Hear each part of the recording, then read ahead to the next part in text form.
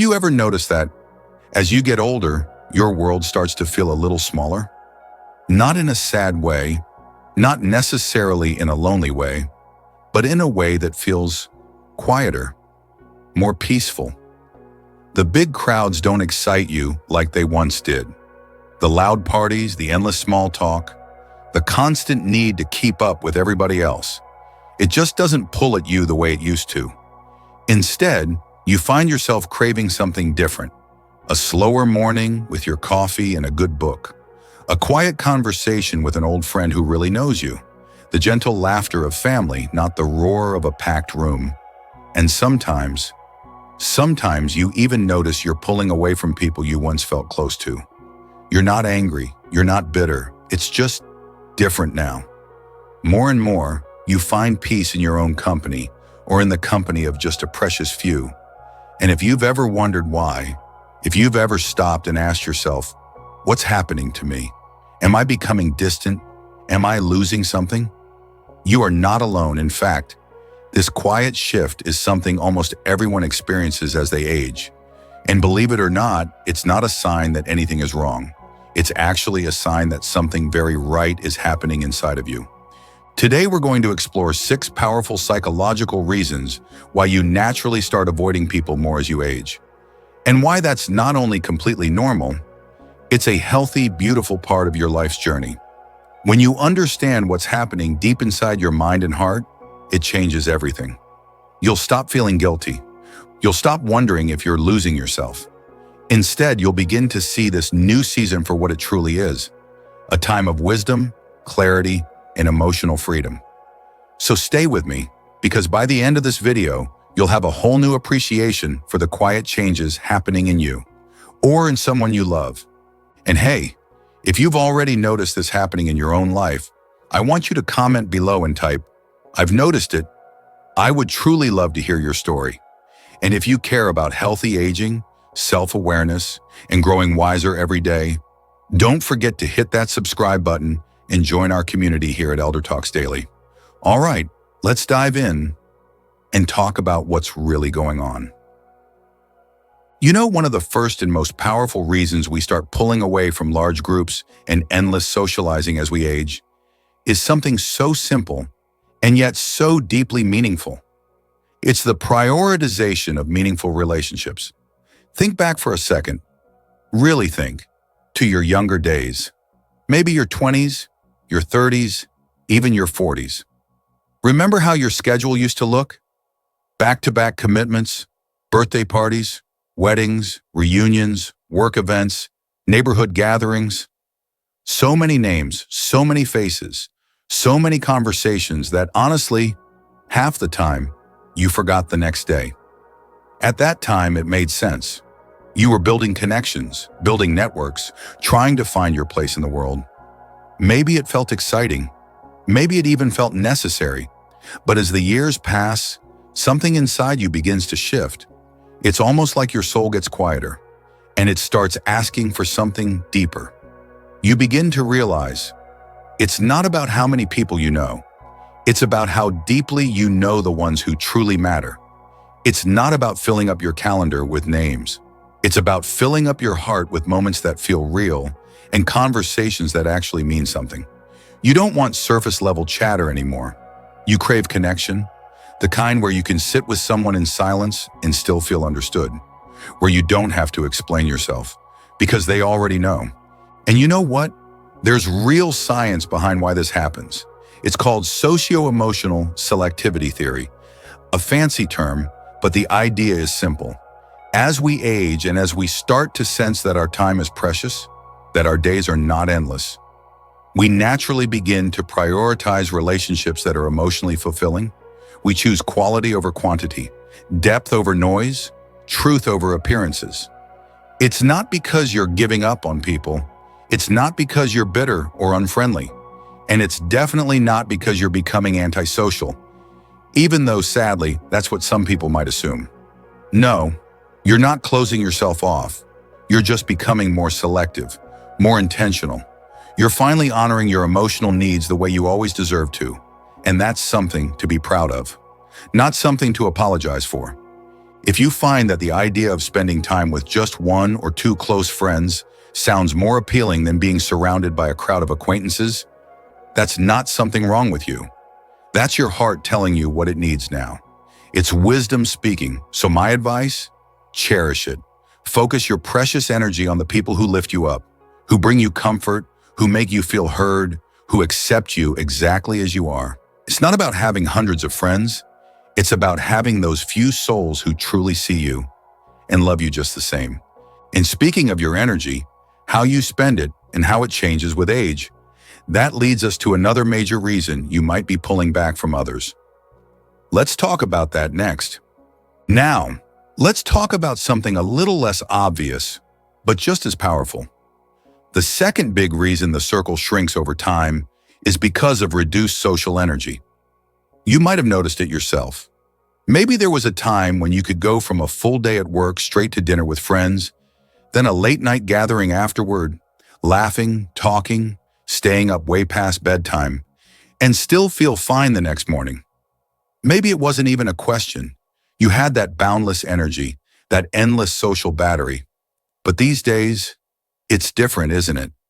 Now, after just a couple of hours at a big family gathering, a birthday party, a reunion, even a lively dinner, you feel utterly drained, not just tired, but worn out. You find yourself craving quiet, craving stillness, craving your own space to recover. And guess what? That's not weakness. That's not laziness. That's not you getting boring or giving up. It's completely normal. It's how the body and mind naturally respond to the changes that come with aging. Science backs this up too. As we grow older, our mental and emotional stamina shifts. Our nervous system doesn't bounce back from heavy stimulation the way it used to. Big crowds, noisy conversations, juggling a dozen social cues at once. It all requires energy that becomes more precious with time. It's not that you don't love your family. It's not that you don't appreciate your friends. It's not that you've stopped caring about being part of the world around you. It's simply that the effort it takes to be on all the time, to keep up with conversations, to manage the noise, to navigate all the little social dynamics, it costs more now. And because you feel it so keenly, you naturally start making different choices. You start asking, is this gathering going to fill me up or drain me dry? And that's a beautiful, healthy question to ask. So if you notice yourself needing more alone time after social events, if you find you prefer quiet afternoons over noisy evenings, know this: you are honoring your body's real needs. You're giving yourself permission to recharge, to rest, to restore. It's not disinterest. It's not that you don't care. It's simply that you're wiser now. You know your energy is valuable, and you refuse to waste it. Here's a little piece of advice that might make a difference. Instead of pushing yourself to attend every big gathering, plan smaller, more intimate get-togethers. Invite a few close friends over for coffee. Have a quiet lunch with your daughter. Share a slow morning walk with an old friend. Choose spaces where you can be fully present without feeling overwhelmed. Because here's the truth: meaningful connection doesn't need a crowd. It just needs heart. And speaking of heart, and speaking of that beautiful stillness you begin to crave, there's something even deeper at work, something that goes beyond energy, beyond stamina. It's about the growing value of peace in your life. Let's talk about that next. And that brings us to something truly beautiful: the greater appreciation for solitude. You know, there's a quiet kind of joy that starts to grow as the years pass, a kind of peace that comes from within, not from being surrounded by others, but from simply being with yourself. Maybe you felt it.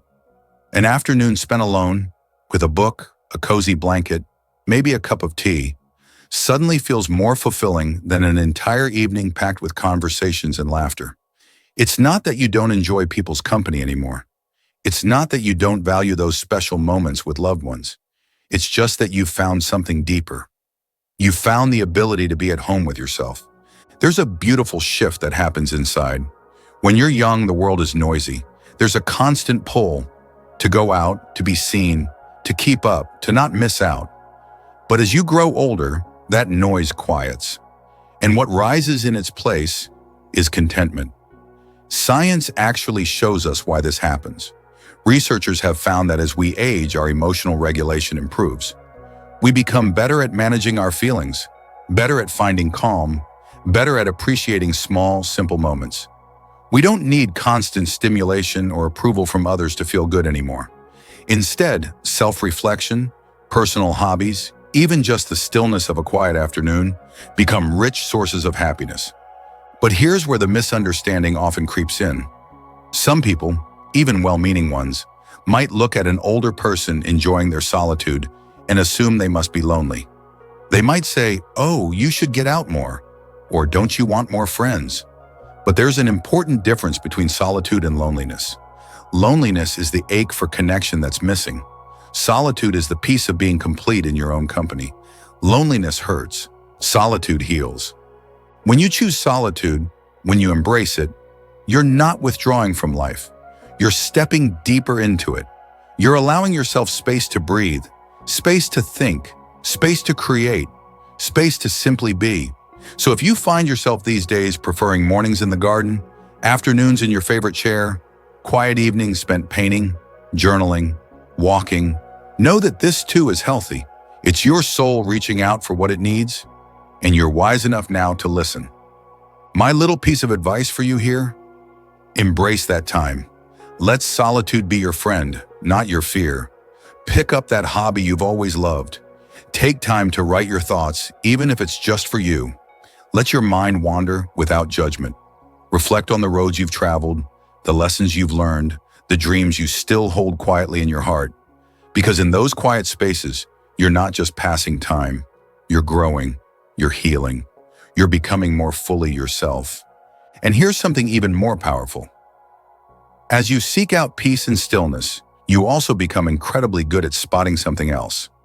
You become better at spotting toxicity. You start seeing clearly which relationships build you up and which ones slowly chip away at your spirit. And that's exactly what we're going to talk about next. And here's where the real shift becomes impossible to ignore.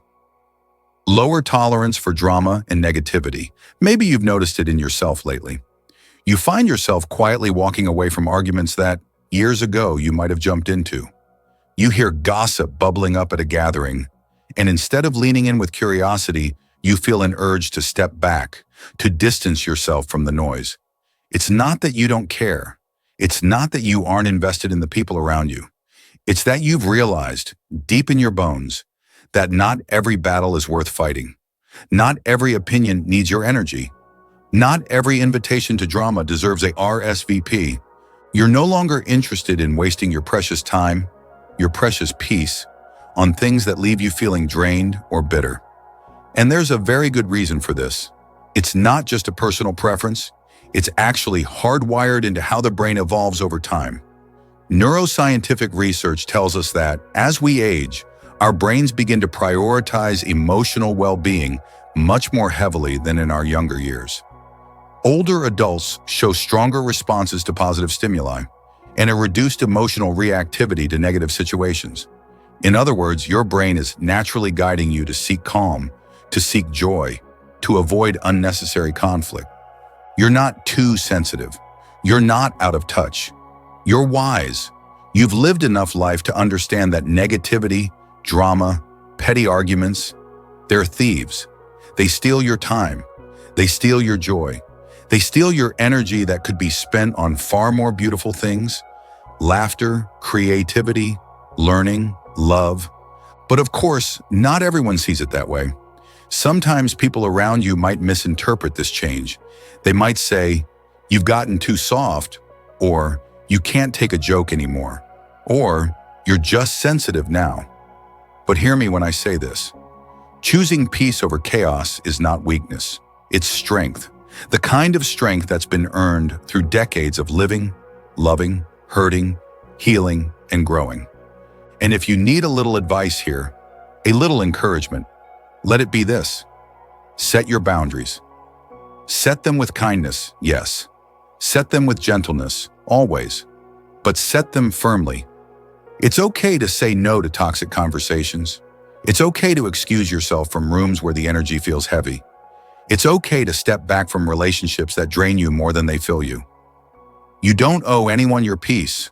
You don't owe anyone your emotional well-being. Protect it like you would a garden. Gently, patiently, consistently. Weed out the negativity, nurture the joy, and let yourself bloom. Because your time, your heart, your spirit, they are sacred, and you deserve to spend them where love, respect, and real connection grow. And this leads us naturally to something else you might have felt, especially when you're around a younger crowd. A quiet, unmistakable sense of difference. You start noticing that conversations, priorities, even the pace of life, they don't quite match yours anymore. And that's what we're going to dive into next. And this brings us to another important piece of the puzzle: generational differences and feeling misunderstood. Have you ever found yourself sitting at a table, maybe at a family gathering, or even just out at a restaurant? And although the people around you are speaking the same language, the conversation feels like it's from a different world. You listen, you nod politely, but deep inside there's a quiet realization. This isn't the world I grew up in. Maybe they're talking about the newest apps you've never heard of, slang words that sound like another language, or hot-button issues that feel disconnected from the values you spent a lifetime building. It's not that you're unwilling to learn. It's not that you're resistant to change. It's that the pace, the tone, the priorities, they don't always honor the deep well of life experience you carry inside you. And science backs this up. Over time, cultural shifts, technology booms, and rapid changes in social norms create bigger and bigger gaps between generations. It's not just about being out of touch. It's about standing on a completely different foundation, one built through decades of real-world experiences, struggles, and triumphs. You've lived through things some younger generations have only read about in history books. You've seen technology evolve from rotary phones to smartphones in a single lifetime. You've watched the meaning of community, work ethic, and even basic communication transform in ways that, frankly, can sometimes feel overwhelming. And because of all that, it's natural, absolutely natural, to sometimes feel like a foreigner in conversations that used to feel like home. But here's the thing, and it's so important. This feeling of disconnect doesn't mean you're outdated. It doesn't mean you're irrelevant. And it certainly doesn't mean you have nothing to offer. In fact, your voice, your perspective, is needed now more than ever. You carry wisdom that no app, no trend, no viral video can replicate. You know what it means to survive hardships, to build resilience, to nurture relationships in a world without constant digital distractions. But that wisdom, it needs the right soil to grow in. That's why it's so important to find your people. Seek out groups, communities, or even just a few trusted friends who share your core values. People who still treasure a long conversation over a rushed text, who appreciate deep listening over quick replies, who understand that sometimes the richest conversations happen not when we rush to speak, but when we sit with silence and truly absorb another's heart. Look for spaces that honor your journey, not judge it. Maybe it's a local coffee group. Maybe it's a book club focused on classic literature instead of the latest fads. Maybe it's a faith community, a volunteer organization, a gardening circle, or even an online group of people who just get it. The point is, connection is still possible, but sometimes you have to be intentional about where you plant yourself. Because when you find those spaces where you're seen, respected, and understood, the feeling of isolation softens, the sense of disconnect fades, and you realize you're not alone after all. And that realization, it's powerful. But here's something even deeper I want you to hear. Sometimes this shrinking social circle, this new craving for peace, depth, and authenticity, isn't just about the outside world changing. It's about you changing. It's about the personal growth you fought for and earned over a lifetime. And that's exactly what we're going to explore next. And that brings us to the final piece of today's journey: personal growth and shifting priorities. You see, with time, real time, lived time, comes an inner transformation that's hard to explain until you've actually walked through it yourself. When you're younger, life often feels like a race to succeed, a race to impress, a race to collect friends, experiences, adventures. as if the more you have, the richer your life must be. But as the years go by, something shifts, quietly, powerfully. You start to realize that it's not about how many people fill your contact list. It's about how deeply you're connected to the ones who truly matter. It's not about showing up everywhere, saying yes to every invitation, spreading yourself thin to be everything for everyone. It's about honoring your own needs, your own peace, your own joy. And that's not selfish, that's wisdom. Psychologists call this self-actualization, a fancy term that simply means you start living in alignment with who you really are, rather than who the world expects you to be. You recognize that your time, your energy, your presence, these are precious gifts, and you become much more careful about where you spend them. Maybe once you felt obligated to attend every event, keep up every friendship, maintain every relationship, even if it drained you. But now you understand something far more valuable. You are allowed to choose peace over obligation. You are allowed to choose depth over surface. You are allowed to choose yourself. And in that choosing, you grow. Not outwardly, not in ways the world always notices, but inwardly in ways that make your life richer, fuller, and infinitely more meaningful. Now here's something important I want you to hear. Because it's easy to doubt yourself when the world seems to prize constant connection, hustle, noise, and speed. You might wonder, am I becoming too withdrawn, too picky, too different? But the truth is, you are not withdrawing. You are refining.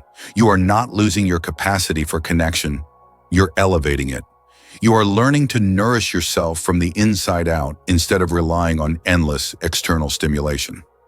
And that is not a decline. That is an evolution. You're not disappearing. You're blossoming, just in a quieter, deeper, wiser way. So if you ever find yourself second-guessing, wondering why your social life looks different than it used to, remember, this is part of the natural, beautiful unfolding of a life well lived. It's a sign of maturity, of emotional intelligence, of spiritual growth. It's a sign that you are stepping fully into the person you were always meant to become. And honestly, that's something to celebrate, not to fear. So take a deep breath. Let go of the pressure to be everywhere, with everyone, all the time. Give yourself permission to seek quality over quantity, depth over noise, connection over obligation. Because the friendships, the conversations, the moments that remain, they're going to be the ones that truly matter. They'll be the ones that fill your heart with peace, not pressure. And isn't that what we're really all searching for in the end? Real connection, true peace, a life lived in harmony with what matters most. And now we arrive at the emotional heart of it all. Because watching ourselves, or our loved ones, begin to pull away from the noise of the world can stir emotions we weren't prepared for. It can feel confusing. It can feel isolating. It can even feel a little heartbreaking. You might wonder, are they okay? Are they lonely? Am I? You might miss the constant chatter, the invitations, the busyness that once filled the calendar. You might even grieve just a little, the version of yourself who said yes to everything. But here's the truth. This phase, this quieter, more deliberate way of living, is not a step backward. It's not a decline. It's a necessary, beautiful healing. It's the soul's way of saying, I am ready for something more real now. Just like trees pull their energy inward during the winter to strengthen their roots, so too do we, in the later seasons of life, draw inward to nourish what is most vital inside us. And when you see it from that angle, not as a loss, but as a natural, wise refinement, suddenly the fear melts away. You begin to realize this is not a shrinking, this is a deepening. Life isn't ending, it's focusing. You're no longer chasing everything. You're choosing what matters most. You're crafting a life that feels more genuine, more peaceful, more beautifully aligned with your heart. And this shift deserves not sadness, but honor. If you notice someone you love growing quieter, becoming more selective, preferring solitude over constant crowds, don't rush to fix it. Don't assume they are lost or broken. Instead, approach them with love. Approach them with curiosity. Ask them about the things that still light up their spirit. Listen, truly listen, to what brings them joy now. Support them as they create space for peace and meaning. Because at its core, aging is not about disappearing. It's about deepening roots. It's about blooming in quieter ways. It's about finally living for yourself, not for the noise, not for the expectations, but for the true call of your soul. And that is one of the most beautiful transformations a human being can experience. So today, if you find yourself in this season, or if you are walking alongside someone who is, take heart. You are not fading away. You are becoming more vibrant than ever, just in a different, softer, more powerful light. Let your circle be smaller if it needs to be. Let your days be quieter if that's what fills you. Let your priorities shift and settle into new, richer soil. Because from there, from that place of true, peaceful authenticity, the most beautiful things can still grow. And the best chapters, the ones filled with true meaning, deep connection, and soulful joy, are still ahead. Believe that, honor that, because it's not the quantity of life that defines it. It's the quality of the moments we live and the love we both give and receive that truly matters. Before we wrap up today, let's take a moment to briefly revisit everything we've journeyed through together. We talked about the natural shift toward prioritizing meaningful relationships, how, as time becomes more precious, we naturally choose depth over breadth. We explored the reality of reduced social energy and how it's not a weakness, but a wise recalibration of how we spend our emotional reserves. We embraced the growing appreciation for solitude, learning that being alone can be rich, empowering, and deeply fulfilling. We recognize the lowered tolerance for drama and negativity and the beauty of setting boundaries that protect our peace. We acknowledge the reality of generational differences and how feeling out of sync with newer trends isn't a sign of being left behind, but a reflection of living through profound and valuable eras of change. And finally, we reflected on the emotional transformation of aging, not as a fading, but as a refining, a beautiful deepening into the most essential parts of who we are. Now, I want to hear from you. Have you noticed any of these changes in your own life? Or have you seen them in someone you love and care about? Maybe it was a grandparent who preferred a quiet afternoon in the garden over a noisy celebration. Maybe it's you, savoring deep conversations with an old friend more than any loud party could ever offer. Your story matters. Your experiences can help others feel seen, understood, and hopeful. I invite you, gently and sincerely, to share your thoughts in the comments below. Even a few words could be the comfort someone else is searching for today. And if you found meaning in today's conversation, if it resonated with your journey or helped you better understand someone you love, please take a moment to like this video. It's a small action that makes a big difference in helping us reach more hearts who might need this message. And if you haven't yet, consider subscribing to Elder Talks Daily. This space is dedicated to sharing gentle wisdom on aging, caregiving, emotional health, and the timeless beauty of living fully at every stage of life. Here you are always valued. Here your journey is honored. And so, as we close today's conversation, I want to leave you with this. Aging is not a retreat. It's not about stepping back into the shadows. It's about stepping forward, into clarity, into meaning, into a life shaped by the truest parts of yourself. It's about remembering what matters most. It's about trading the noise for the symphony of a life well lived. Stay wise, stay kind, stay beautifully, authentically you. Thank you for spending this time with me today. I look forward to walking this journey together again in the next video.